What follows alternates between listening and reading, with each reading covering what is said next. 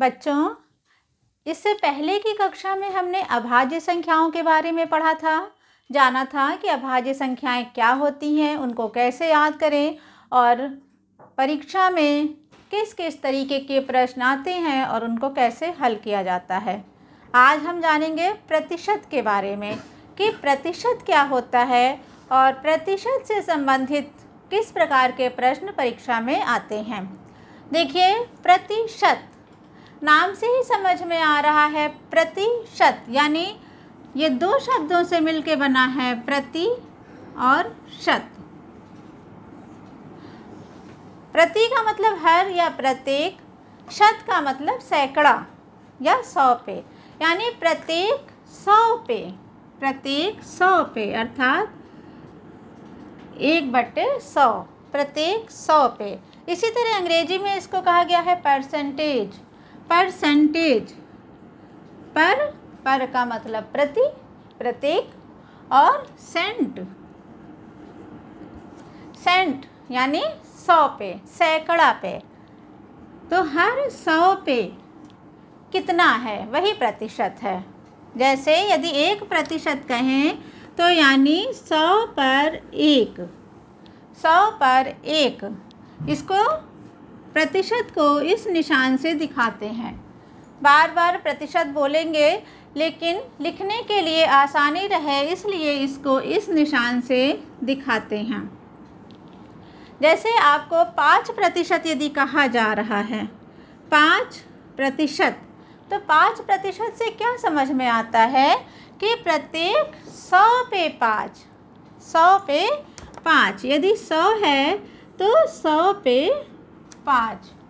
यदि 200 है तो ये भी बढ़ जाएगा। जब ये 100 200 बनेगा तो 200 पे कितना हो जाएगा, 10 हो जाएगा। यदि 300 है तो उस पर 15 हो जाएगा। यदि 400 है तो 20 हो जाएगा। यानी 100 पे कितना आ रहा है, इसी को प्रतिशत कहते हैं। प्रतिशत को 100 के भिन्न के रूप में दर्शाई गई संख्या के रूप में परिभाषित किया जा सकता है। वह संख्या जिसके भिन्न के रूप में नीचे हर के जगह पे 100 आए तो वो प्रतिशत कहलाएगा। जैसे ये 35/100 है तो ये हो गया 35%।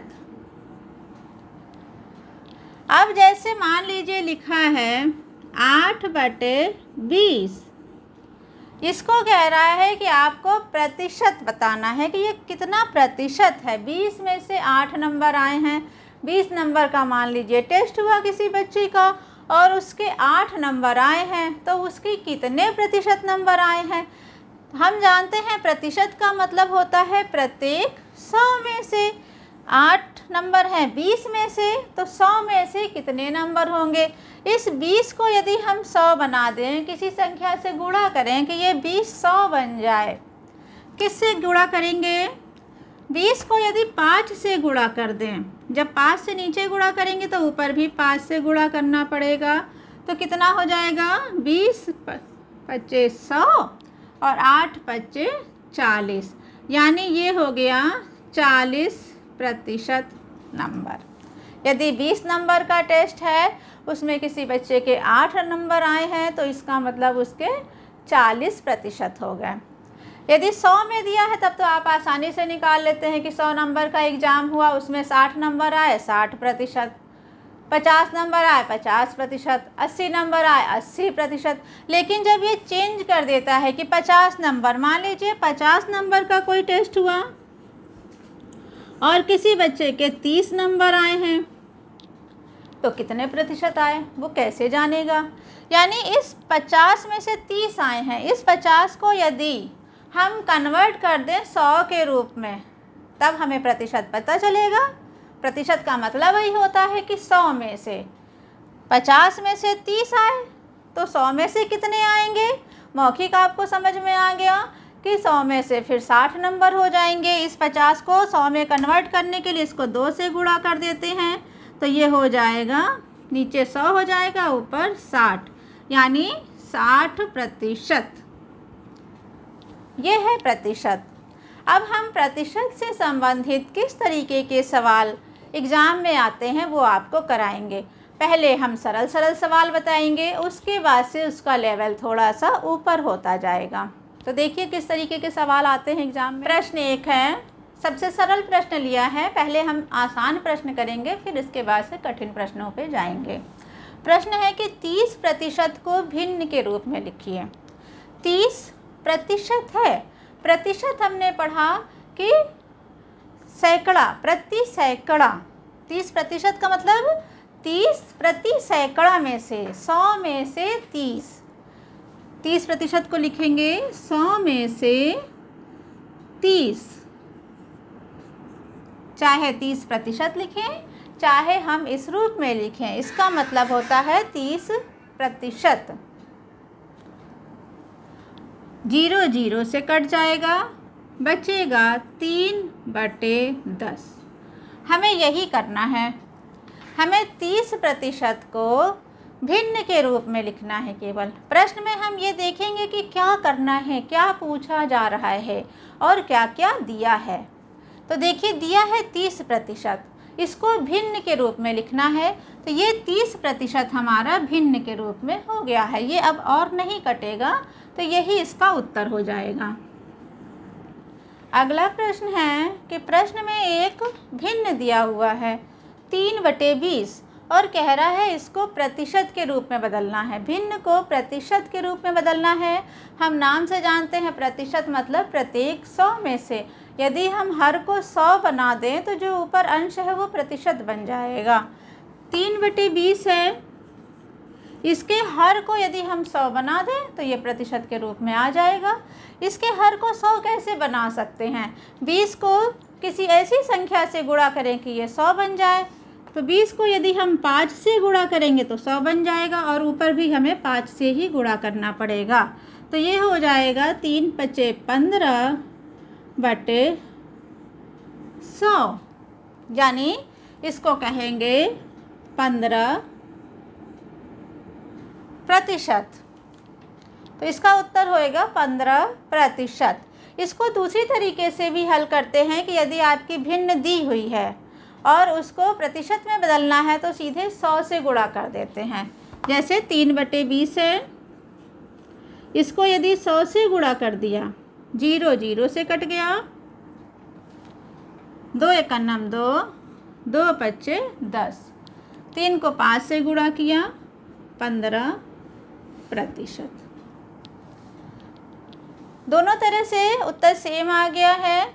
ये इसकी शॉर्ट ट्रिक है कि यदि आपको भिन्न दिया है, यदि आपको पता है कि किसी बच्चे के एग्ज़ाम में 100 में से इतने नंबर आए, या 50 में से 20 नंबर आए, या 25 नंबर आए, तो उसको प्रतिशत में बदलना है तो क्या करेंगे, जितने नंबर का एग्ज़ाम था उसको नीचे लिख देंगे, जितने नंबर उसके आए हैं उसको ऊपर लिख देंगे और 100 से गुणा कर देंगे, प्रतिशत में आ जाएगा। अगला प्रश्न है कि मोहन ने गणित की परीक्षा में 22 अंक प्राप्त किए। यदि पूर्णांक 50 था तो मोहन को कितने प्रतिशत अंक प्राप्त हुए? इसमें हमें दो चीज़ें दी हैं कि मोहन को गणित में 22 नंबर मिले थे। हमें ये भी ध्यान रखना है कि कितने में से मिले थे, 100 में से मिले थे कि 50 नंबर की परीक्षा हुई कि 25 नंबर की परीक्षा हुई, तब हम प्रतिशत निकाल पाएंगे। तो देखिए दिया है पूर्णांक 50 था। पूर्णांक का अर्थ होता है जितने नंबर की परीक्षा थी, जितने नंबर का एग्ज़ाम था उसको पूर्णांक कहते हैं, और जो नंबर आपको प्राप्त होते हैं उसको प्राप्तांक कहते हैं। तो उसका पूर्णांक था 50, यानी 50 नंबर की परीक्षा थी, तो 50 को नीचे लिख देंगे। और मोहन को मिले थे 22 नंबर, तो 22 को हम ऊपर लिख देंगे। 50 में से 22 नंबर मिले थे। अब आपको ये बताना है कि कितने प्रतिशत अंक उसको प्राप्त हुए। तो अभी हमने बताया था कि इस 50 को कन्वर्ट करके किसी तरह से 100 कर दें तो निकल जाएगा, यानी इसको 2 से गुणा कर दें तो ये हो जाएगा 100 और ऊपर 44%, या सीधा सीधा है कि इसको 100 से गुणा कर दें। 22/50 × 100, 0 0 से कट गया, 5 × 1 = 5, 5 दूनी 10 और 2 दूनी 4, 2 दूनी 4, 44% अंक। आपको जैसे भी समझ में आ रहा हो आप वैसे कर सकते हैं। यदि ये भिन्न तैयार हो जाती है तो उसको सीधे 100 से गुणा कर देंगे और उत्तर आ जाएगा। अब हम सीखेंगे कि कैसे प्रतिशत को दशमलव में बदलते हैं, या दशमलव में संख्या दी रहेगी उसको कहेगा आप प्रतिशत में बदलिए। आपको प्रश्न में देखना पड़ेगा कि क्या कहा जा रहा है। जैसे इसमें देखिए 65% को दशमलव में बदलना है। 65% है, पता है प्रतिशत मतलब सैकड़ा, तो 65% को लिख सकते हैं 65/100, यानी 100 में 65। इसको आपको दशमलव में बदलना है। दशमलव में बदलने के लिए 65 को 100 से भाग देंगे।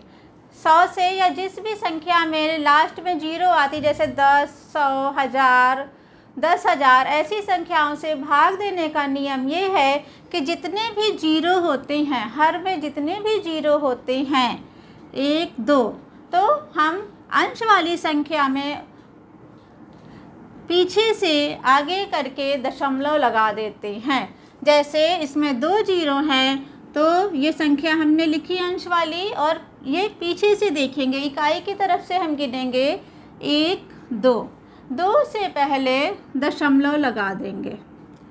तो 65% को जब दशमलव में बदलेंगे, इसके पहले कुछ नहीं है तो 0 लगा दिया, तो ये हो जाएगा 0.65। 65% को दशमलव में बदलने पर हो गया 0.65। अब हम देखेंगे कि कैसे यदि दशमलव की संख्या दी हुई है तो उसको प्रतिशत में किस प्रकार से बदला जाए। आसान सा नियम है कि बस इसको 100 से गुणा कर दें।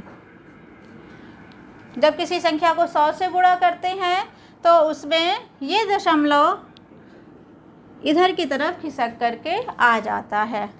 ये दशमलव 1, 2, 2 0 है तो दशमलव कहाँ पे आ जाएगा, 1, 2 यहाँ पे आ जाएगा, और दशमलव के बाद 0 लगाने का कोई मतलब नहीं है तो इसको सीधे सीधे 25 लिखा जाएगा। तो 0.25 को प्रतिशत में बदलने पर 25% आ जाएगा। देखिए ये प्रश्न है, ये प्रश्न पहले की परीक्षा में आया हुआ प्रश्न है कि एक परीक्षा में 70% लड़के उत्तीर्ण हुए, यदि 150 लड़के अनुत्तीर्ण हुए तो परीक्षा में कुल कितने लड़के उपस्थित थे। हमें निकालना है कि परीक्षा में कुल कितने लड़के उपस्थित थे। हमें मालूम नहीं है तो हमने मान लिया कि परीक्षा में कुल x लड़के उपस्थित थे।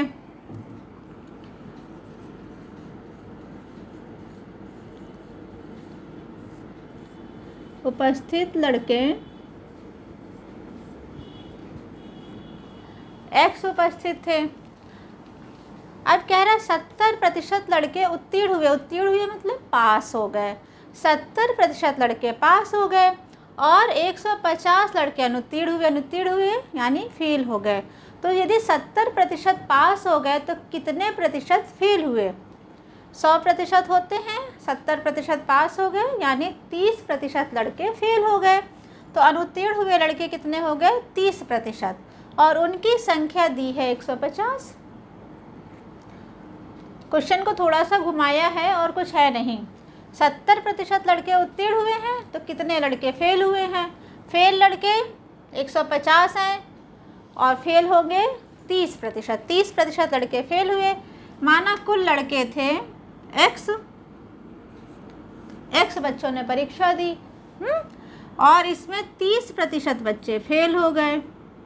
30% यानी 30/100, और ये बराबर हैं 150। ये आपकी इक्वेशन बन गई। अब इसको आप हल कर लेंगे और इस प्रश्न का उत्तर हो जाएगा। देखते हैं,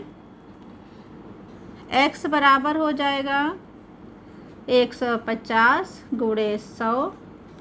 ये यहाँ भाग में, इधर गुणे में चला जाएगा। 30 इधर गुणे में है तो इधर जाएगा तो भाग में हो जाएगा। 30 0 0 से कट गया। 3 1 कम 3, 3 5 15। 50 को 10 से गुणा किया 500। इसका उत्तर आया 500। ये देखिए इसमें सी ऑप्शन, यानी ये सी ऑप्शन सही है। अगला प्रश्न है, किसी परीक्षा में चरण ने 54 अंक प्राप्त किए तो कुल अंकों का 72% के बराबर था। तो परीक्षा कितने अंकों की थी। चरण को मिले हैं 54 अंक और 72% अंक, यानी जो टोटल नंबर था, कुल अंकों की परीक्षा थी, कितने अंकों की थी नहीं पता है, उसका 72% जो है 54 के बराबर है। हमें नहीं पता है कि कितने अंकों की परीक्षा थी, मान लिया कि x अंक की परीक्षा थी, उसका 72% का निकालना है तो गुणा करेंगे 72%, यानी 72/100, ये बराबर है 54 अंक के। तो इस तरह से जब दो नंबर ऐसे दिए रहेंगे कि प्रतिशत दिया रहेगा और वो प्रतिशत किसके बराबर है, तो आप आसानी से निकाल सकते हैं कि टोटल परीक्षा कितने नंबरों की थी। हम x का मान निकाल लेंगे, 72 इधर गुणे में, इधर भाग में हो जाएगा, ये गुणे में है तो ये भाग में है तो इधर गुणे में हो जाएगा, यानी 54 गुणे 100/72।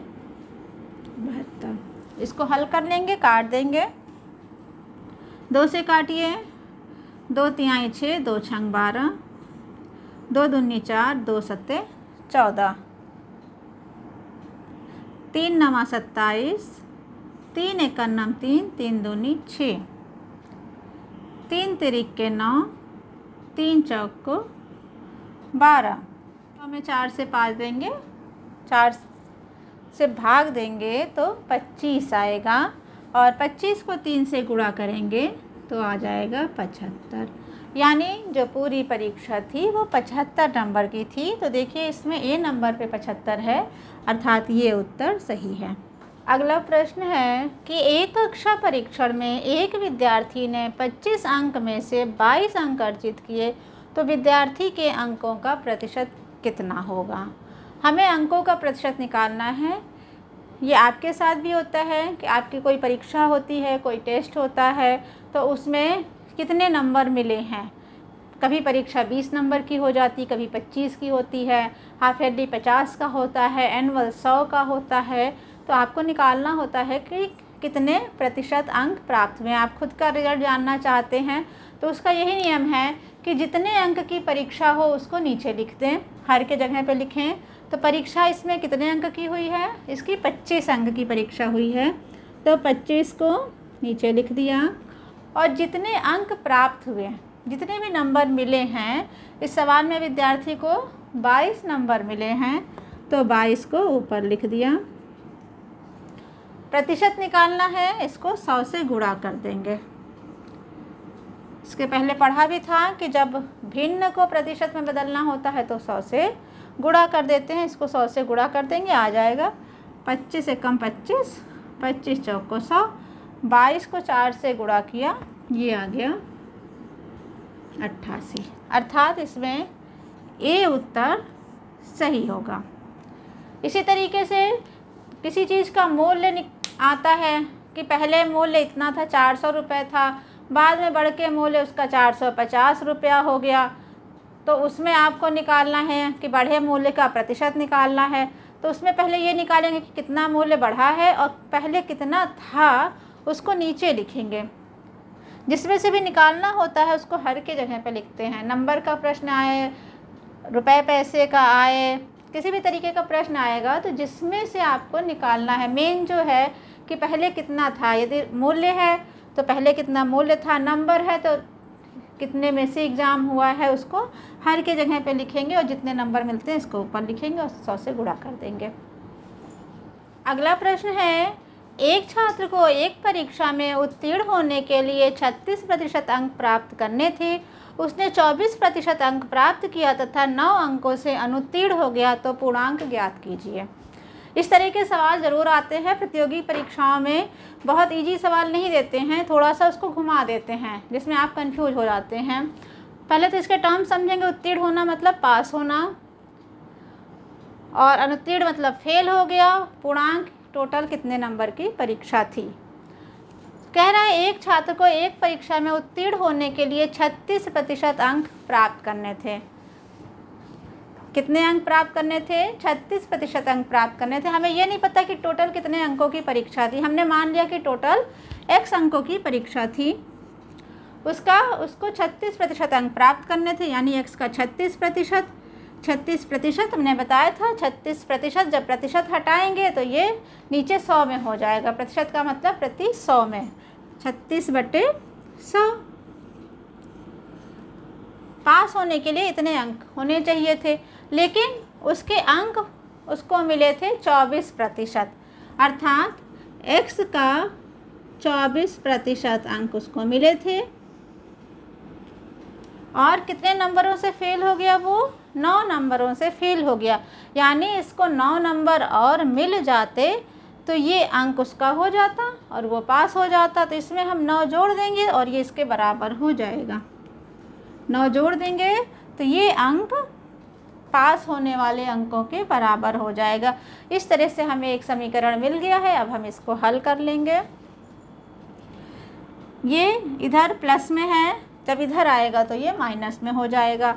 x को 36 से गुणा करेंगे तो 36x/100 माइनस ये 24x हो गया, 24x/100 बराबर 9। 36 में से 24 को घटाएंगे, 2 और 3 में से 2 गया 1, 12x/100 बराबर हो गया 9। ये 100 इधर गुणे में हो जाएगा और 12 इधर गुणे में है तो इधर जाएगा भाग में हो जाएगा। तो x बराबर क्या आ जाएगा? इसको करते हैं। 3 तिरिके 9, 3 चौक को 12, 4 एकम 4 और 4 का पहाड़ा 25 बार पढ़ेंगे तो 100 आ जाएगा।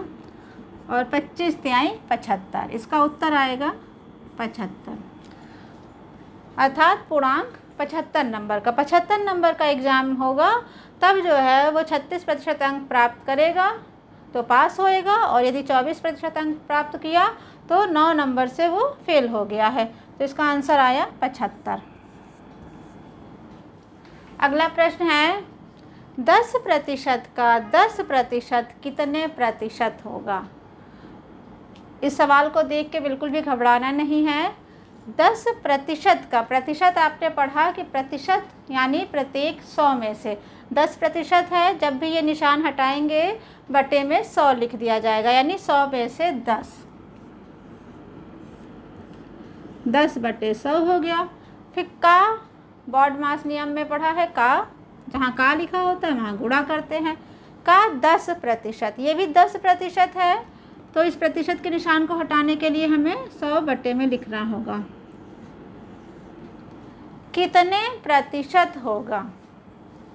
देखिए काटते हैं, 0 0 से कट गया, ये 0 0 से कट गया, यहाँ आया 1/100, 1/100। प्रतिशत निकालने के लिए हर में यदि 100 आ जाता है तो ये ऊपर वाली संख्या यही प्रतिशत बन जाती है। प्रतिशत का मतलब ही होता है कि प्रत्येक 100 में से, तो 100 में से 1, यानी ये कितने प्रतिशत हो गया? 1%। तो 10% का 10% 1% होगा। इस तरह से हमने देखा कि प्रतियोगी परीक्षाओं में प्रतिशत से इन तरीकों के सवाल आते हैं जिसको कि आप बहुत आसानी से हल कर सकते हैं। आज के लिए बस इतना ही। राष्ट्रीय आय एवं योग्यता आधारित परीक्षा की तैयारी में मैं गणित विषय को पढ़ा रही हूँ।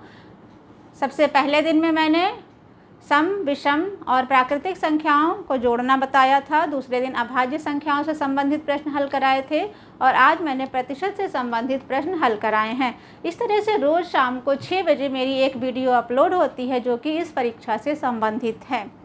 जो मैंने सवाल कराए हैं इसी तरीके का मैं आपको होमवर्क के लिए प्रश्न दे रही हूँ। यदि आपको समझ में आया है तो इस प्रश्न को करके उसका हल कमेंट बॉक्स में लिखें, और यदि आपको वीडियो अच्छी लगे तो एक लाइक ज़रूर करें। धन्यवाद।